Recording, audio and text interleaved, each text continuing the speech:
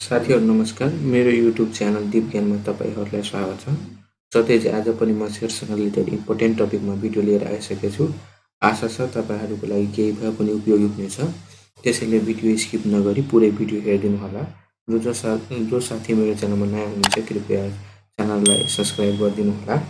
अब ढिलो नगरी हामी यस भिडियोको टपिकतिर लाग्नेछौँ, जुन कि आजको हाम्रो टपिक रहेको छ HDL हिमालय डिस्टिलरीको बारेमा।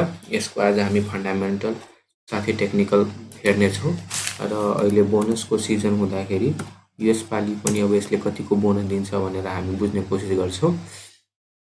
साथी HDL भनेपछि हिमालय डिस्टिलरी लिमिटेड भनेपछि म्यानुफ्याक्चर एन्ड प्रोसेसिङ सेक्टरको यो स्टक हो र यसको स्टक सेन्टिमेन्टको कुरा गर्दाखेरि अब 25 भन्दा तल देखाइरहेछ यहाँ र लास्ट ट्रेडिङ प्राइसको कुरा गर्ने हो भने 3325 देखाइरहेछ। त्यस्तै मार्केट क्यापिटलाइजेसनको कुरा गर्ने हो भने 50 अर्ब 48 करोड 94 लाख 32,236.25 रहेको छ।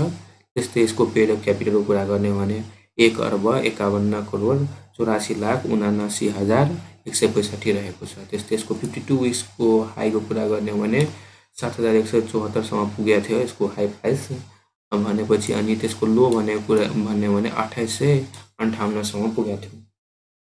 त्यस्तै इपिएस को कुरा गर्ने हो भने साथीहरु यसको इपिएस भनेपछि 69.50 रहेको छ र पीई रेशियोको कुरा गर्ने हो भने 47.84 रहेको छ।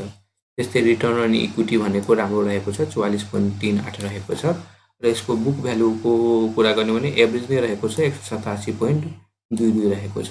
त्यस्तै अब यसको शेयरको होल्डिङको कुरा गर्ने हो भने प्रोमोटरसँग 58% रहेको छ, त्यस्तै पब्लिकसँग भने 42% रहेको छ। हामीलाई थाहा छ प्रोमोटर होल्डिङ जति बढी त्यति नै राम्रो रहेको हुन्छ भनेर। अब यसमा पनि अब नर्मली चाहिँ 51-49 को रेशियोमा हुन्छ, अब यता 58 रहेको छ भनेपछि राम्रै रहेको छ। अब यसको डिभिडेन्ड हिस्ट्रीको कुरा गर्दाखेरि अब इन्भेस्टमेन्ट वगैरह हेर्न सक्छौँ हामीले। लगातार 3 सालदेखि 100% यसले डिभिडेन्ड क्यास र शेयर मिलाएर 100% सम्म दिएको छ। त्यस्तै 21%, 68%, 21%, 20%, 20%, 10.52% डिभिडेन्ड हिस्ट्री भनेको यसको राम्रै रहेको छ र यसपालि पनि राम्रो डिभिडेन्ड दिन्छ जस्तो लाग्छ। अब यसको कतिको डिभिडेन्ड दिन सक्छ भनेर बुझ्नलाई हामीले यसको फाइनान्शियल रिपोर्टतिर लाग्नुपर्ने हुन्छ र यसको फाइनान्शियल रिपोर्टतिर हामी हेर्छौँ फाइनान्शियल रिपोर्ट के कसो छ। Q4 को रिपोर्ट आइसकेको छ साथीहरु। धेरै जसो इन्डिकेटरको कुरा गर्ने हो भने ग्रोथ देखिरहेछौँ। जस्तै पेड अफ क्यापिटल भने 75% ले बढेछ, रिजर्भ एन्ड सरप्लस भने 16.5% ले बढेछ। त्यस्तै टोटल इक्विटी भनेपछि 41.82% ले बढेको छ। अनि केही इन्डिकेटरमा डाउनफल पनि देखेछौँ। इपिएस भनेपछि अब हेर्नुस् त 42.09% ले घटेको छ र बुक भ्यालु पनि 18.96% ले घटेको छ र सबभन्दा मेन रिटर्न अन इक्विटी भनेपछि 28.55% ले घटेको छ। अब यसले के अनुमान लगाउन सक्छौँ भन्दा यसपालि अब विगतको सालभन्दा पनि अलिक थोरै कम डिभिडेन्ड दिन्छ जस्तो मलाई लाग्छ, किनभने रिटर्न इन इक्विटी धेरै कम भएछ।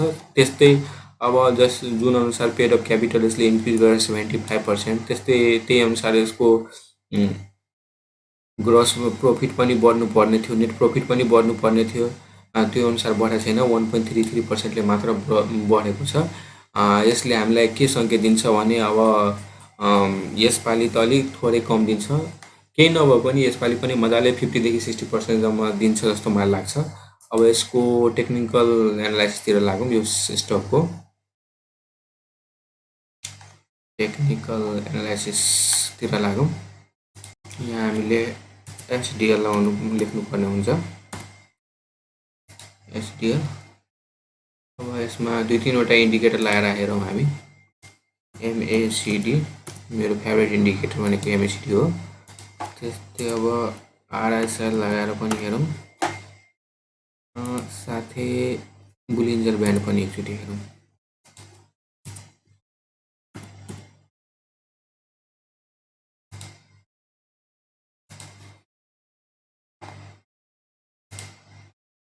साथीहरु हामी हेर्न सक्छौँ यहाँ अहिले के अरे यहाँ MACD मा हेर्न सक्छौँ। यहाँ भनेपछि यसले केही दिन अगाडि 13 सेप्टेम्बरमा यसले बाई सिग्नल दिएको थियो र अहिले खासै मार्केट अप गइरहेको छैन र साइडवेजमा नै देखाइरहेछ। अहिले बढ्ने प्राइसेसको बढ्न सक्ने सङ्केत त्यस्तो खासै केही छैन र अहिले केही दिन साइडवेजमै रहन्छ र डाउनफलमै रहन्छ जस्तो मलाई लाग्छ यो एमएसिडीको एनालाइसिस अनुसार। त्यस्तै आरएसआईको एनालाइसिस गर्दाखेरि एकचोटि 54मा गएर यसले सपोर्ट लिएर के अरे रेसिस्ट लिएर तलतिर झरेको छ र फेरि यहाँ आएर 43मा झन् तल आएर छ। अब यो 1-2 दिन हामीले यसको लागि अब वेट गरेर अब के कसो क्यान्डल फर्म गर्छ, कतिको भोल्युम आउँछ, त्यही अनुसार अब 1-2 दिन कुर्नु पर्ने हुन्छ र अझ हुनसक्छ हामीले किन्न खोज्यो भने केही कम दाममा अहिले 1-2 दिन वेट गर्यो भने योभन्दा पनि तल आउँछ र त्योभन्दा पनि सस्तो मूल्यमा हामीले पाउन सक्छौँ भनेर मलाई जस्तो लाग्छ। अब यो बुलिन्जर ब्यान्डको यहाँ त के कुरा गर्ने भने अप्पर ब्यान्ड टच गरिसकेको छ र यहाँदेखि अब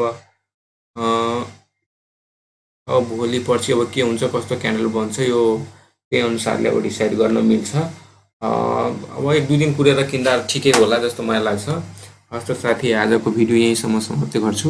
आशा छ तपाईँहरूको लागि केही भए पनि उपयोगी भएको होला र यस्तो भिडियो हेर्नलाई मेरो च्यानललाई सब्सक्राइब गरिदिनु होला र भिडियो मन परेको छ भने भिडियोलाई लाइक पनि गरिदिनु होला। हस् त साथी, धन्यवाद।